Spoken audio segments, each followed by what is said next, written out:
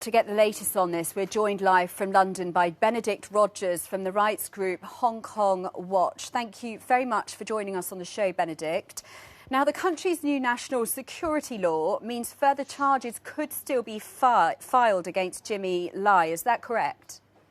That is correct. In fact, on the very same day as he received this sentence for illegal assembly, his trial under charges of the national security law also begins.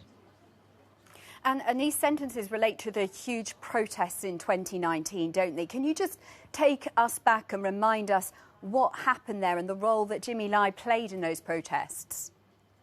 Well, these were the biggest protests in decades in Hong Kong, and they were sparked initially in opposition to a proposed extradition law that the Hong Kong government was wanting to push through that would have allowed the extradition of people from Hong Kong to mainland China.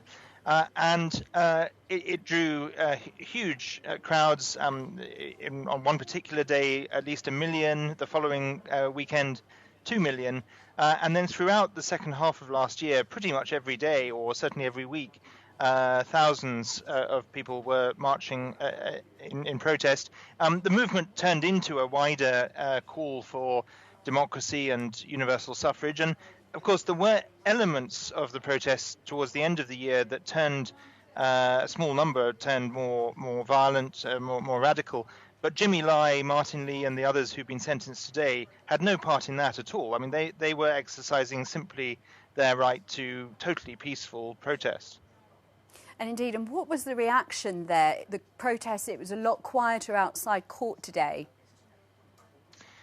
Well, I think the reaction in Hong Kong to the sentences, I mean, I haven't had a chance to hear too much of the reaction, but I would imagine that there would be two feelings among Hong Kongers. The first is a chill factor, that if the authorities could go as far as to sentence some of Hong Kong's most moderate, most internationally renowned, most senior, both in age and years of experience, democracy leaders, then that's going to have a chilling effect on anyone. It's clear that Beijing wants to silence all forms of dissent. But I would imagine also that these sentences will also provoke even more anger and upset and outrage at the broken promises. Beijing has repeatedly now torn up its promises under an international treaty to protect Hong Kong's basic freedoms and way of life.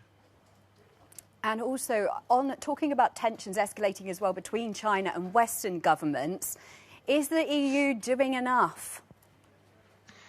No, I don't think the EU is doing enough at all.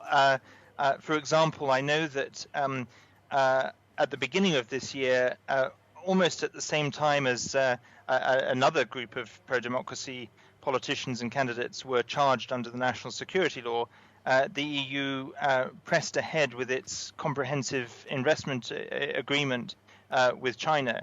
Now, that hasn't been totally completed, and I hope that the European Parliament will urge the EU to think again. But the EU needs to do much more in terms of sanctions, in terms of stopping this investment agreement until Beijing behaves in a way that is more respectful to its international agreements, more respectful to the rights of its own people, and less aggressive on the world stage.